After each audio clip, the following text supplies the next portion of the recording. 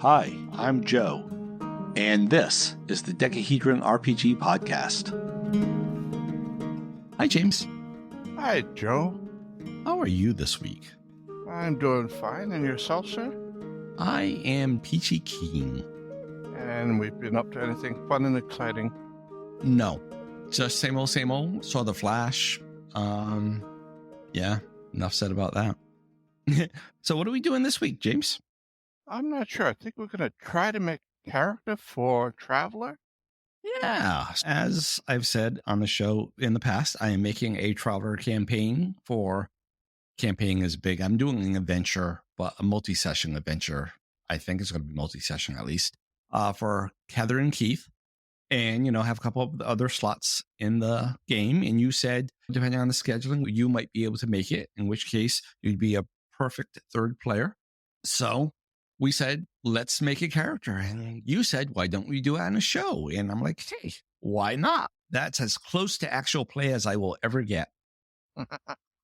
Yeah, I've been trying to talk you into that for a while, and it just doesn't sound like it's going to float. That will never happen. So how about telling me what the other two people have for a character so I don't do the same thing?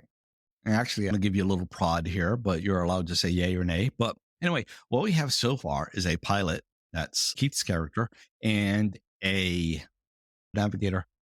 So, of course, there's still like gunners. We could use a gunner. We could use an engineer. But a gaping hole in the party would be because, spoilers, there's going to be some planetary adventure in the wilderness, is somebody with a survival skill. And of all the careers in the books, Army, Navy, Marines, blah, blah, blah, blah, blah, the only one with survival skill, because I'm not using book 4 gives that to Army and Marines, but I'm not using that book. Let me guess. Merchant Marine? No, merchants don't have survival skill. Is Hunter. Hunter is a career out of Supplement 4, which is called Citizens of the Imperium. I do allow that in my campaign. And in fact, both Heather and Keith's character came out of Supplement 4. Heather's character is a former pirate because that is one of the classes. We'll go with it. That one of the careers in Supplement 4. And Keith was a noble because he rolled high on his social status. In fact, that was almost his only high roll. And that is also a career in book 4. So in book 4, there's another one called Hunter. And book 4 describes that as, I have my physical book right here in my hand, and flipping to blah, blah, blah, blah, blah, blah. There it is. On page 5, it said, hunters are individuals who track and hunt animals of varying sizes and types for profit or enjoyment. But they are the only career with a wilderness survival skill. So if you're willing to be a hunter, that would be a good fit. If not, I understand. You can do what you want. But we're getting ahead of ourselves because the first thing we have to do is generate your stats. You have 2d6 on you? Yes, I do. All right. I'm going to try my optional rule idea that I talked about in my house rules, and we're going to just generate the numbers, and I'm going to let you allocate them. But you're going to have to allocate quick because we're timed on how long we can record these days. So just do 2d6 6 times and shout them out as you get them. 10. All right. 8. 8. 3. Did you say 3? 3. All right. 6. 6. I'm going to switch these dice. I don't know. The 10 and the 8 were good. Actually, 6 is pretty average. 5. 5. And one more, right? Yep. 10. 10. See, another high one. So, by the way, 10 is a noble if you want that in social status. It's actually almost a noble. You could play a noble, but then we won't get our survival skill. Before you allocate them, let me look at the book here. So if you are interested in the hunter thing, it would make sense to put one of those 10s into dex and maybe the other one into endurance. And both of those are good. They both count as hit points too. I don't know if you remember how Traveler works, but instead of hit points, whenever you get hit, it comes off your strength, dex, or endurance. But I'm going to let you place those where you will. If you remember, Traveler, the stats are pretty close to D&D, but instead of Constitution, we call it endurance. And instead of wisdom, it's education. And instead of charisma, it's social status.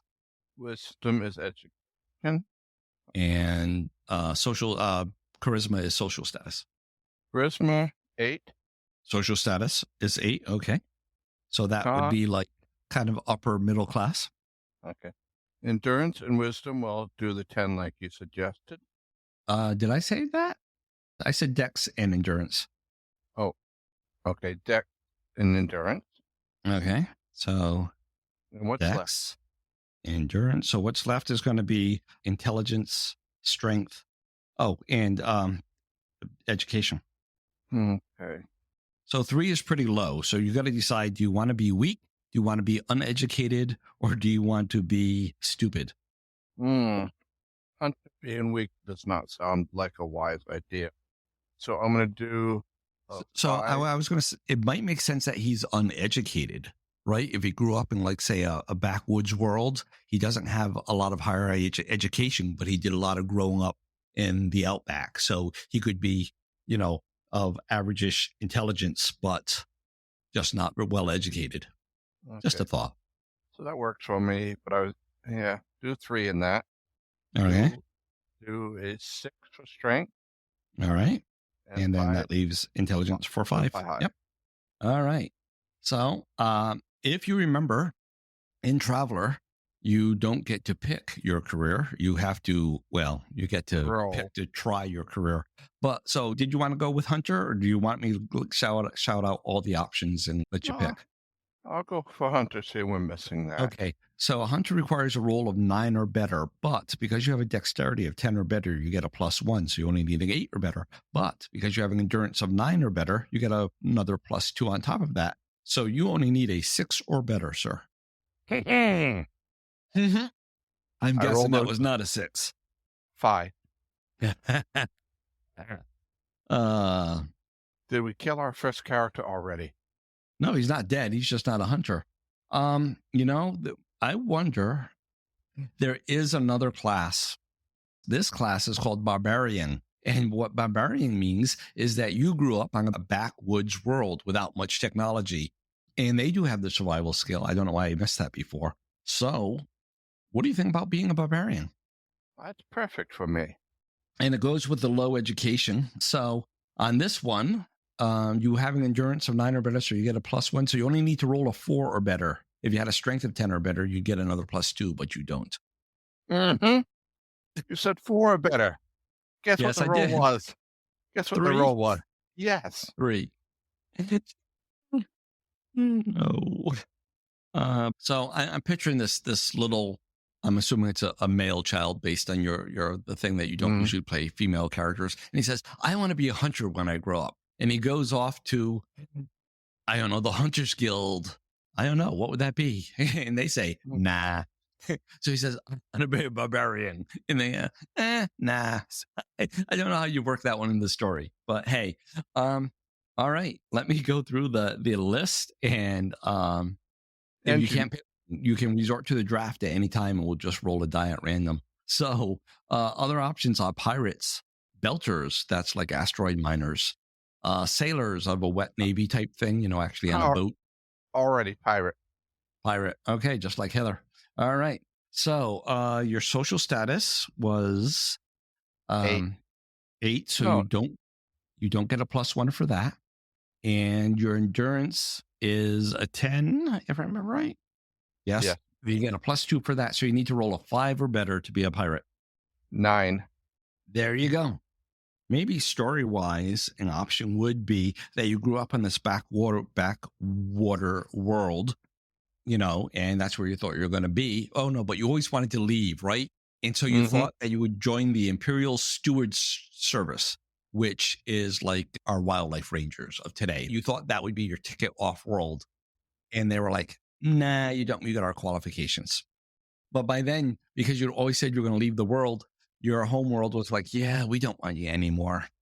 You need to find something. And so you became a pirate. I don't know. It's your character, your story, but that makes sense in my mind.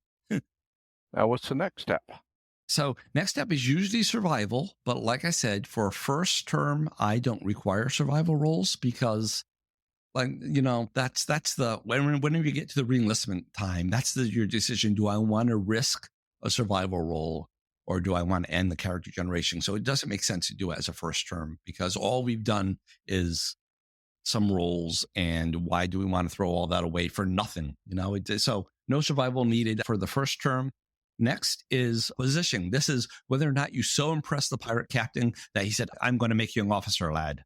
So give me a 6 or better on a 2d6. It's all 2d6. 8. 8. So yes, he made you an officer. I'll tell you what your rank was in a second, because I don't use their stupid ranks here because it would be henchman, which I think that's stupid. So now roll an 8 or better to see if they promoted you. 10. Nice. All of a sudden you're rolling high and you're promoted.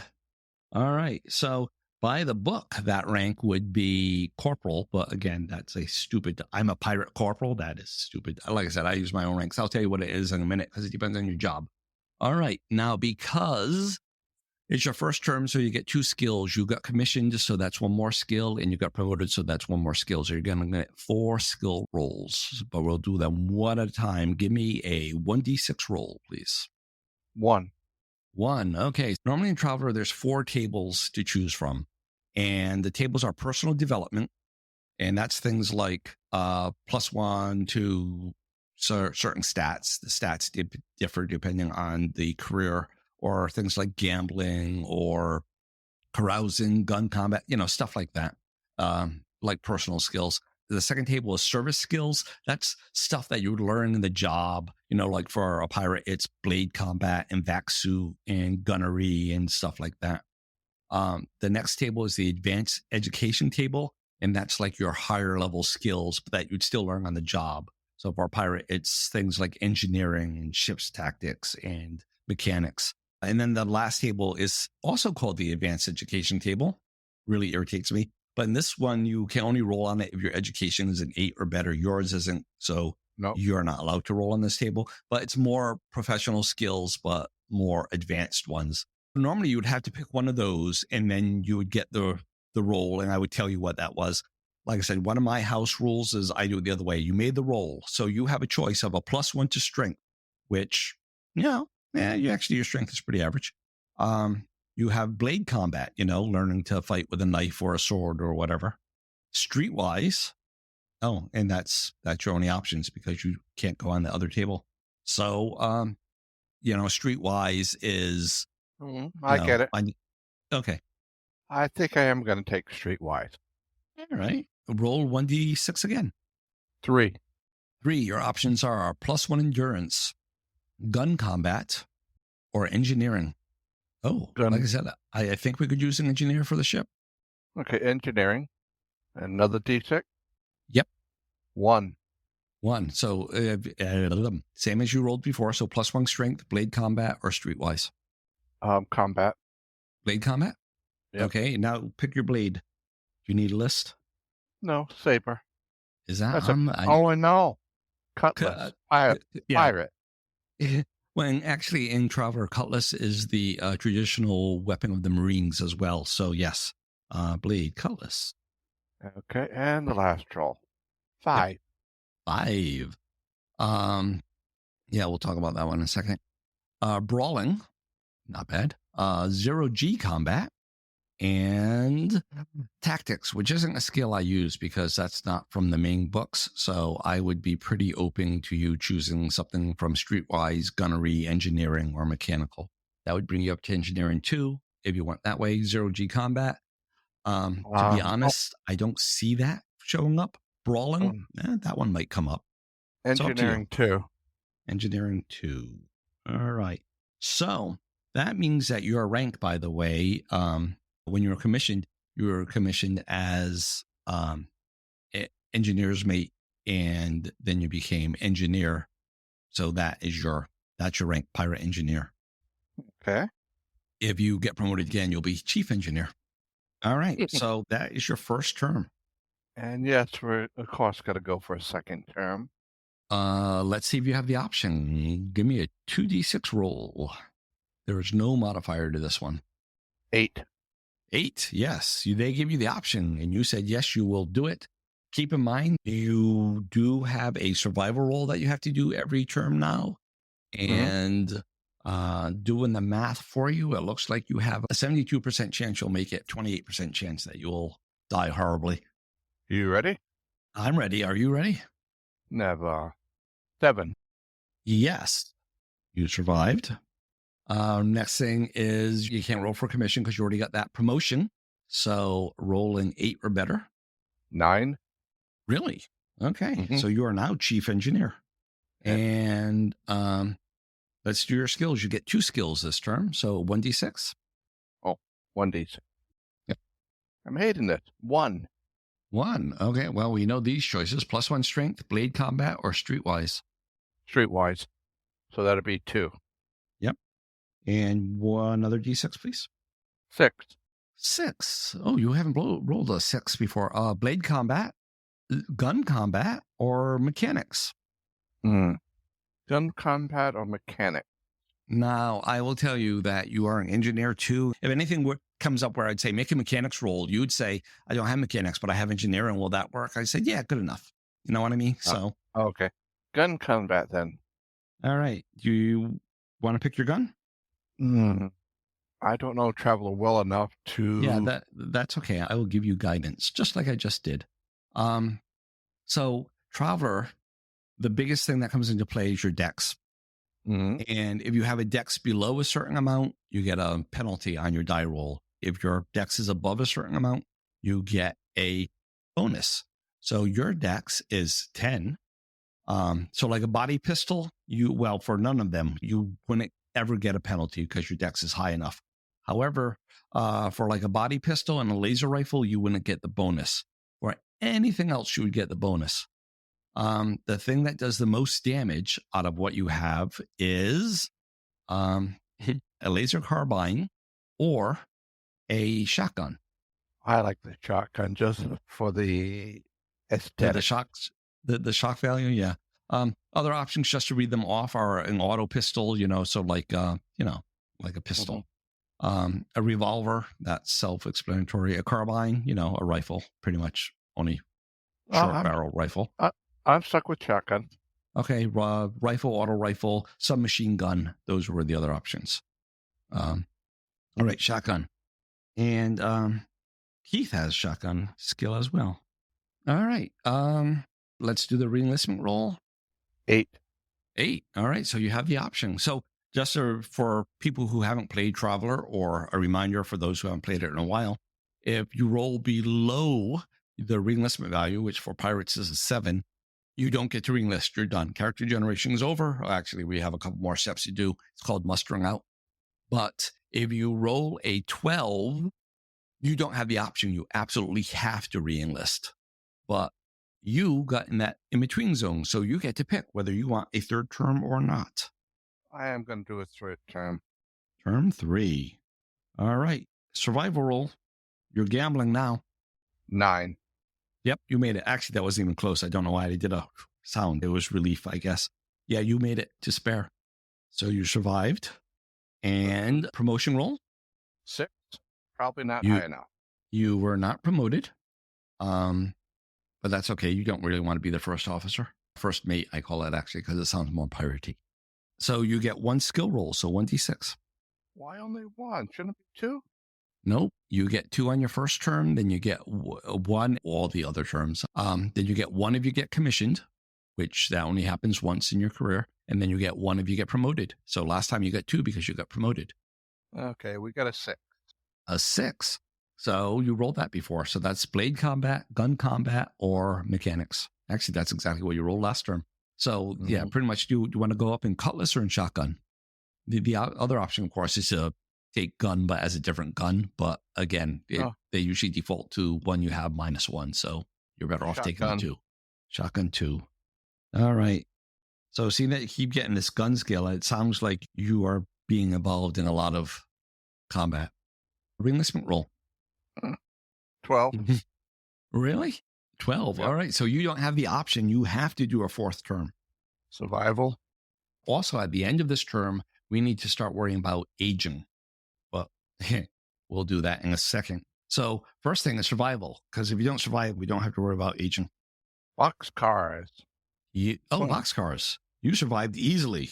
Either you're really awesome or you didn't see any action this time. All right. I'm really awesome. Promotion? 9. Oh, you were promoted. You are first mate. 2 skills. First one was 6. You keep rolling the 6. So that's blade, gun, or mechanic, which or sounds mechanics, like which is a waste. I'm going to do cutlass just to even it out, like you're saying. Yep. And the other number was a 1. 1. That's you keep rolling the same numbers, James. So we're going to do engineering 3, is it now? No. No? The 1 was the +1 strength, blade combat, or streetwise. Your strength is a 6. That's slightly below average. I mean, bringing it up to you know what? We never looked at the strength requirement for cutlass, by the way. Let's look at that right now. Actually, cutlass requires a strength of 7. Otherwise, you get a negative on your roll. So you might want to take that +1 strength. I was going to do that anyway. So +1 strength. All right. And by the way, if you didn't do that, I would have let you change your blade weapon because we didn't look at that when we picked. So it's only fair. Okay. So is it survival now? Oh, no, reenlistment. Nope. We have to do aging. So what do I roll? What you roll is Joe has to look in the other book because it's not in supplement 4. It's in book 1. This would be nice if it was an automated program that you just plug numbers into, wouldn't it? So what happens now is once you hit 34, every 4 years now, you're getting old. You know, your body is starting to maybe break down. You're not the spring chicken that you once were. So what we have to do is we have to roll for pretty much we're making a savings throw for each stat to see if it goes down. Except education and social standing are never affected by age. Intelligence, we don't have to worry about until 66. And that would be 12 terms. I don't think you're going to make 12 terms. So the 3 we're worried about are strength, dexterity, and endurance. There are no modifiers to these rolls. It's just if you fail the roll, that stat goes down by 1. If you make the roll, you're okay. So a roll for strength, 2d6. Let me know what you make. 7. Well, I'm glad you took that +1 strength because it just went down by 1. It went down by 1? That's not fun. 2d6 for dexterity, please. So do I need to change my weapon now? Let's talk when we're done. That is a 9. Okay, you made that one. No problem. Now, see, if you did that, if those 2 rolls were flipped, you would have been okay because the dexterity only requires a 7 or better. Endurance? 10. Okay, and you're good on that one.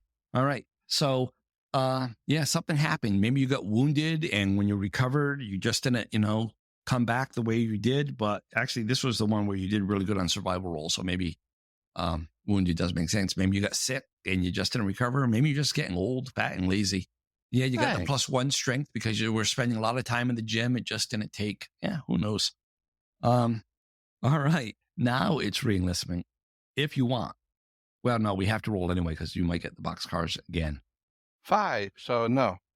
Oh, let me see if there's a modifier, but I don't think there is. Pirates, no, you need a 7 or better. So you made first officer, but this thing happened, this aging crisis, this sickness thing, this injury, whatever happened. And maybe they said, nah, we don't want you anymore because of that. But whatever it was their choice, not yours. Maybe they all got captured by you. Maybe you turned them in. Who knows? I'm sure you'll be able to come up with a story, but they kicked you out or you were otherwise unable to continue. If I turned them in, do I get a reward? So we're about to do your mustering out benefits, and you could say that whatever cash we roll on there was a reward. That's up to you. I mean, the roll's the roll. However you turn it into the narration, sure. You can even say there was a reward and you blew it all on, booze and women, whatever. But mustering out, let me see. So I believe you get 1 roll for every term. a character who has received rank 3 or 4, I think you are rank 4, receives 2 extra rolls. So that's going to be 6. If you had gambling skill, you may add 1, but you don't. All right. So 6. Now, let me tell you a little bit about the tables. You get 6 rolls. One of the tables is the cash table. As the name implies, it gives you cash. You can only make 3 rolls on that table. However, a 1 or a 2 results in no cash. On the benefits table, the things you get are like a low passage, which is pretty much a ticket for a freeze tube, which is kind of useless. I would just sell that for cash personally. Right. A +1 intelligence, a weapon, so they give you actually a shotgun or a cutlass, you left with it. However, on a roll of 4, you get nada, zip, zilch, nothing. On a roll of 5, you lose 1 from your social standing. Pretty much you've got a bad reputation. People know that you have this criminal past. On the 6, you get a middle package, which again is kind of useless. It's a ticket. I would let you sell that. Middle package is worth 10,000 though. So, it's not a bad thing to sell. So a lot of times I will let people choose which table after they made the roll. For pirates, I don't, because if it comes up 5, for example, and your choice is a -1 social or 50,000 credits, people are going to pick the 50,000 credits every single time. Oh, yeah. Likewise, if you get like a 2 and your choice is a +1 intelligence or nothing, they're going to pick the intelligence every time. So for pirates, I can't give them the option because there's some negatives involved, and so it won't work. There's other careers like that too, like asteroid belters, that I make them pick first because there's some options there where. Okay. They What would what are the tables again? So the first one, it's called the materials benefit, but that's the one where you can get like the ticket Money. or the weapon or +1 intelligence or -1 social. The other one is the cash, but you can only make 3 rolls on the cash table, up to 3. You don't have to make 3. You don't have to make any on that table if you want, but then you have no cash. Okay. Why don't we start with cash? I'm going to do 2 rolls. 2 rolls on the cash table. Okay. A 5 and a 2. So 2 is nothing. 5 is 50,000, I think. Yep. Okay. The next one was the materials. Yep. Benefits. Gonna do 2 on that. All right. 3 and 2. 3 and 2. So you get a weapon. So do you want a shotgun or do you want a cutlass? Shotgun. Okay. I mean, you can pick anything, but it's what I'm skilled with, and yes, it wouldn't make sense to choose anything else. I agree completely. That's why I said that off the top of my head. But then I was like, well, yeah, technically you can pick anything if you wanted to for whatever reason. And the other one was a 2. Oh, +1 intelligence. Okay. Maybe brain surgery. I don't know how to write that into the story. That's up to you. But your intelligence goes up from a 5 to a 6, which is almost average. Actually, it's low average. So. Well, we do the same thing we did in Star Trek. He had a device that was speaking to him through his ears. All right. Well, whatever makes you happy. And what other chart is there? That's the only 2. There's cash and the benefits, and you have 2 rolls left. Okay. You can make up to 1 more on the cash, or you could go both on the materials. Up to you. Both on the materials. Okay. A 6 and a 4. Okay. 4 is nothing. And the 6 is a middle passage, which is, I'm pretty sure it's $10,000, which and there's no use for that in the adventure I plan. So like I said, we'll just assume that you sold that. So $60,000 in cash right now. Yep. Although 60,000 credits is what we call it. As for your weapon,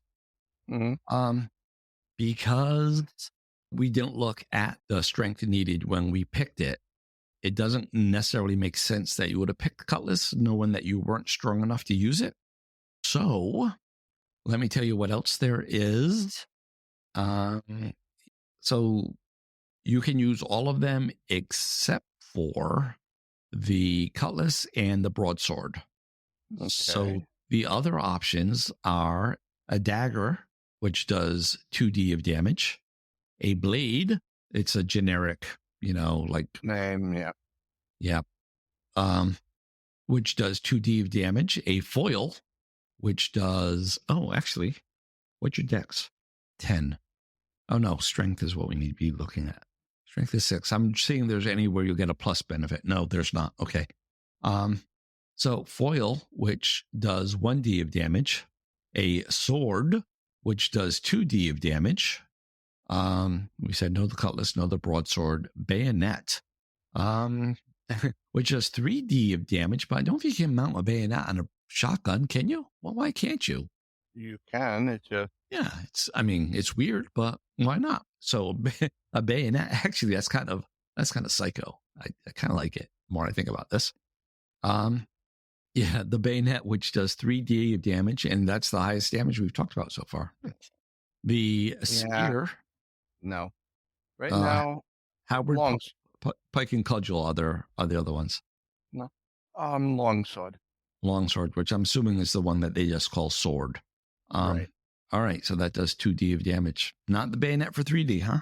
I'm just picturing this pirate holding this like double-barreled shotgun with the bayonet on the tip of it. Just look badass. But okay, we will go longsword. Well.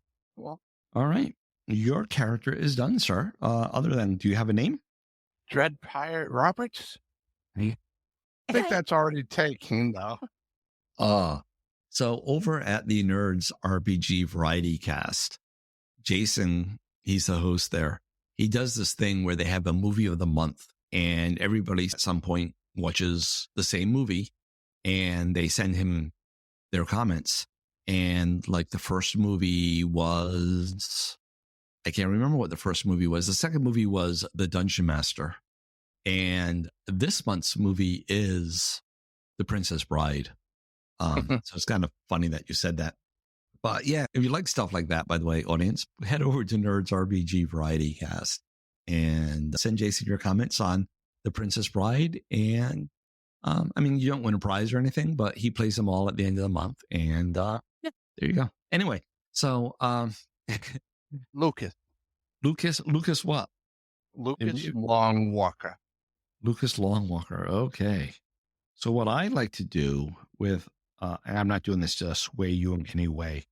What I like to do when I make a traveler character is I picture the future as being very, amalgamated. All of humanity has kind of come together and all that stuff. So I like to give very, first name, last name from different cultures, like a Hispanic first name with a Chinese last name, or an Irish last name with a first name from India or something like that, just to show that mixed background and culture of Earth centuries later. That's, that's just me. I'm going to ask for a free skill, which just plays into the character's ambiance. Can I be Scottish with my bagpipes? You think that's something cool? I love the bagpipes. Clearly you've never listened to them. Oh, I've listened to them many a times. I don't know if I mentioned it before on the show, but my wife is Scottish. And she's not that, in the way that a lot of people in America say, oh, I'm Irish because some great grandparent was born in Ireland or something. My wife is Scottish. She was born in Scotland. She isn't an American citizen. She is a British subject, right? Her passport is a British passport. That is her citizenship. She is Scottish. And when we got married, there's a tradition that there should be a piper outside piping. And I was so happy that she didn't want to do that. Bagpipes. And she agrees with me, by the way, on the bagpipe thing, is that she also agrees that they are horrible. When they moved here as a child, she was a child, her father decided to become a piper. And so he would practice his bagpipes at home while he was learning. And he joined a pipe band and everything. And there you go. But yeah, if you want to be bagpipes, go for it. If this had a charisma stat, I would give you a -1 charisma, but the bagpipes are cool, man. We need to wrap this up. We've been recording for over an hour. So while we were generating this, were you generating a story in your mind for this character? Some parts, yes. I am definitely going to have to re-listen to it and write my notes out. I am a horrible note taker. So I'll probably re-listen to this 2 or 3 times to get him finalized. All right. So once you do that, I think we'll just tack it on to the end, like right here. Beep. This is Future Joe. In the couple weeks since we recorded the episode, James and I got together and we put together the character background for this character that I am going to just read out now, and then we'll get back to the episode. Lucas Longwalker was born on a technologically primitive planet. He always yearned for a life beyond the sky. At the age of 18, he mustered up the courage to pursue his dreams and join the Imperial Stewardship Service. However, his aspirations were met with disappointment and he was rejected. With his dreams of service shattered, Lucas returned home, hoping to find solace among his tribe. Unfortunately, years of talking about leaving had caused a rift between him and his people, and they exiled him. Faced with both rejection and exile, Lucas found himself at a crossroads. In a moment of desperation, he made the decision to sign up for the first ship departing his world, a repo ship. The SS Claim Jumper 4 was tasked with the peculiar mission of legal piracy, boarding and repossessing ships that had defaulted on their loan payments. Despite the unconventional nature of the job, Lucas proved to be a natural fit and excelled in his role. Within his first 4 years aboard the Jumper, Lucas quickly rose through the ranks, starting as a crewman, then an engineer's mate, and ultimately being promoted to the position of engineer. His time aboard the ship allowed him to develop the skills of Engineer 2, Streetwise 1, and Sword 1. At the age of 22, faced with the choice of continuing his service or seeking a different path, Lucas decided to stay and signed on for another 4 years. During his second contract, he continued to impress his superiors, leading to a promotion to chief engineer. Lucas further honed his streetwise skills, now at level 2, and added proficiency in the handling of a shotgun to his repertoire. At 26 years old, Lucas faced the renewal of his contract and once again chose to remain with the Jumper. On his third term, Lucas continued to refine his shotgun skill, reaching level 2. Although he was not promoted during this period, his dedication and competence left a lasting impression on the company. Taking advantage of a contract clause, the company extended his service involuntarily for another 4 years. During this final term aboard the Jumper, Lucas's hard work paid off and he was promoted to first mate, a significant accomplishment. His sword skills improved to level 2 and he experienced an increase in strength, reaching a score of 7. Near the end of his term, he and his crew embarked on a particularly dangerous repossession attempt. The occupants of the ship fiercely resisted, resulting in the devastating confrontation that cost the lives of several crew members, including some of Lucas's close comrades. Lucas himself was severely injured, and he never fully recovered, which resulted in a reduced strength score of 6. The failed boarding action and the loss of the crew members were a significant setback for the company. Concerned about their reputation and the safety of their personnel, the company made a difficult decision not to renew Lucas's contract. Despite his prior accomplishments and contributions, they considered his involvement with the failed operation as a liability that could potentially compromise future missions. As a parting gesture, the company provided Lucas with a severance package that included 58,000 credits, a shotgun, and a brain implant that enhanced his intelligence to a score of 6. While the loss of his colleagues weighed heavily upon his heart, Lucas understood the company's decision and the risk involved in their line of work. Left to contemplate his next steps, Lucas grappled with the mixture of grief, survivor's guilt, and determination. He honored the memory of his fallen crewmates and vowed to find a new path that would make their sacrifice meaningful.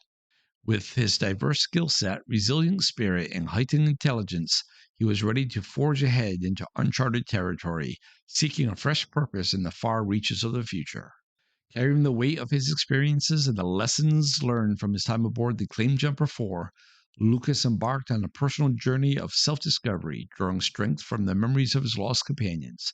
Their sacrifice fueled his determination to find a new direction and contribute to a cause that would make a positive impact in the universe. All right. So that's the, isn't it really a background? It's his life story based on the character generation stuff. Anyway, we're going to put the character sheet on the Play forums if anybody wants to take a look at them there. It probably won't live there forever. If you're listening to this like in the far future, it has probably been deleted. But for a while, at least, we'll put up the character sheet. Anyway, let's get back to the episode where we're just going to wrap it up. Thank you for having me, Joseph. And James, thank you for joining me. And audience, thank you for listening. And I know the show went long, but hey, sometimes we do that. Let us know what you think of if you've never heard Traveler character generation, this is it. The infamous part is you can die during character generation. James got lucky and he didn't do that. So congrats, James, for not dying. And when that happens, you just start all over again. You start at the beginning. And I'm glad that didn't happen because this episode's long enough already. But yeah, let us know what you think about character generation. Let me think, now that you've heard of it in action, if you think my house rules work okay. Any other thoughts you have, write them in. Let us know. Feedback at decahedron.com. You can also join us now at the Decahedron boards, which is www.decahedron.com/boards. It's an online web forum where you can join us and chat and everything.